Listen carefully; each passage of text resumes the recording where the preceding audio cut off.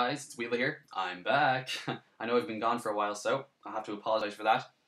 You know, the Dragon format was upon me, and I had to delete my max hard drive, so I lost access to ScreenFlow, which is what I used to use to record my videos.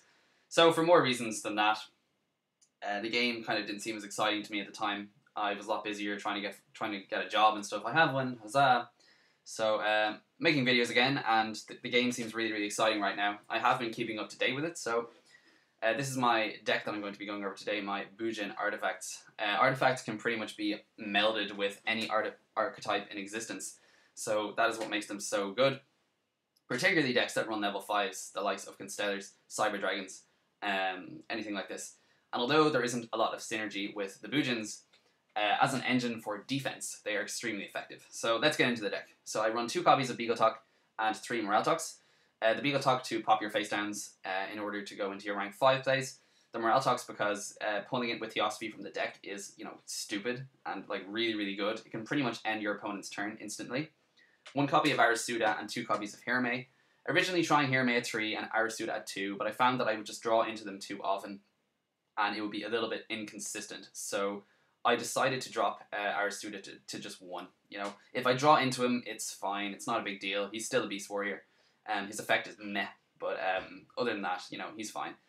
I generally use the Hirame plus Arasuda combo when I have Bujin Carnation in my hand, so that regardless of what goes wrong, I can still go into a Bujin Carnation without having used up my normal summon.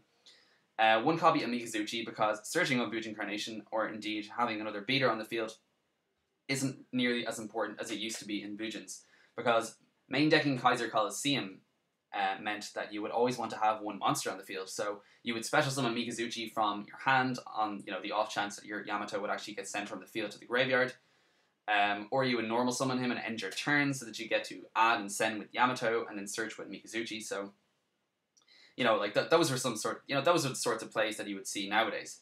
But when the new Bujins come along, which is basically this deck, the deck will be all about speed rather than about relying on Yamato and trying to keep him alive, somewhat obsessively. 3 copies of Crane, staple. 2 Hares, staple. 2 Turtles, staple. Honest, staple. 2 artifact movements. One thing to note about this card, well, first of all, that if it's sent to the graveyard by your opponent's card, they skip their next battle phase. But also, if you activate it, targeting a spell or trap on the field and setting an artifact monster from your deck are simultaneous effects. So you need to have space in your spell and trap card zone or else it's not actually going to work. So you just need to be a little bit careful about that. Because I've seen some people in the past try to do it in my end phase or whatever, and I'm like, you can't, you don't have space, blah blah blah, get wrecked, etc. So, 2 Bujin Carnations, 3 copies of Tenki. I had to go back to Bujin Carnation because I just love this card to bits. Top decking it, or indeed having it in your hand and just being able to push without fear of kind of not having a play to fall back on is just something that's really comforting. Sometimes I'll actually just leave a monster on their field. At the end of kind of a push for damage or whatever, if I can't happen to kill all their monsters, I'll be like, that's fine, because if all my board gets cleared, I still have a Bujin Carnation and possibly a free search from Susanoo. So I'm like, cool. 3 copies of MST because although it is a artifact format that's coming up, you still have the likes of Madolches who have their ticket and their field spell and a load of other pesky cards which make them pretty much invincible. So you definitely still want to MST things. And now in a deck which could potentially run 6 MSTs, I don't think it's much of a problem. That being said, Madolches are still a matchup that I find extremely frustrating. But anyway, 3 copies of Pod Duality. I'm considering swapping these out for Upstart Goblins. You might ask me why, because of Soul Charge is coming out. You're going to give your opponent 3 extra summons. Are you crazy? Well, it's more so for my own purposes. Namely that Pot of Duality sort of slows down my deck when I do actually want to special summon things. Although it doesn't affect my artifacts because they're never going to be summoned during my turn, it affects the likes of Hirame and Arasuda, going for XYZ summons, all that sort of stuff. 1 Dark Hole, because I think Dark Hole has a space in the main deck again, because of its, just board clearing potential. It doesn't even need to be said. 3 copies of Theosophy of the Artifacts, in my opinion, one of the best traps in Yu-Gi-Oh! At the moment. Because you can pull an artifact from the deck, the card can't be MST'd unlike Abyssphere. It's usually a Morale Talk and he pops a face-up card as soon as he's summoned, so you can pretty much end your opponent's turn if they're trying to kind of go into their standard plays. Like if it's a Fire Fist, player, and they like normal summon their leopard in their opening turn, and they're trying to go for the spirit play. You're like, that's grand. You wait till they normal summon their spirit and they special summon their guy back, their leopard, and then you activate this. They can't MST it, so it's grand. You pop their leopard, or indeed their spirit, whatever, and they pretty much have to end their turn right there. Like it's a really, really annoying situation for them to be in. If they don't have any defense other than their fire formation spells and traps, then you're going to do a hell of a lot of damage in the next turn. Finally, 3 copies of Reckless Greed because of the Pat Hoban shenanigans that are going around. Let's all join the bandwagon and run Reckless Greeds and Upstarts and Cards, the Trinity, etc. Yeah, like I've given into it. I don't care.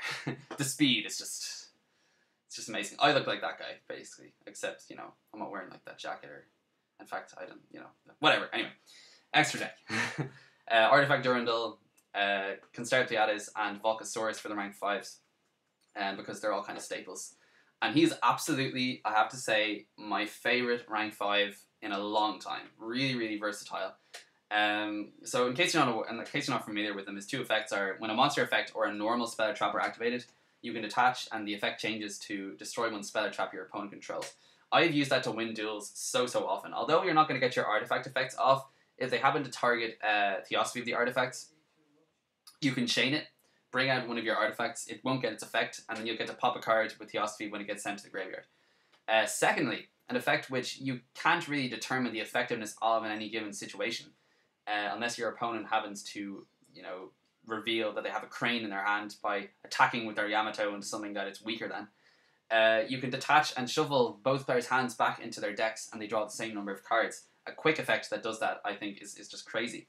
I can't think of many situations where this would be useful in a kind of competitive setting, but I've definitely used it in the past, and it has served to be quite effective.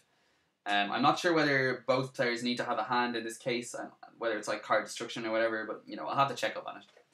As for the rank 4s, we have Amaterasu, considering taking it out because I never actually make him. Kagutsuchi because milling 5 isn't so great, but being able to protect your Susanoo, who is normally on the board at the same time, is really, really good.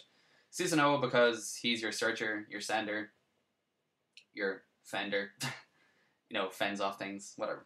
The best XYZ, in a good while for any single archetype.